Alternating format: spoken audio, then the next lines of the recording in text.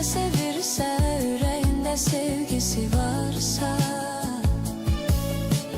mənə deyin yüreğime biraz rahatlık gelsin.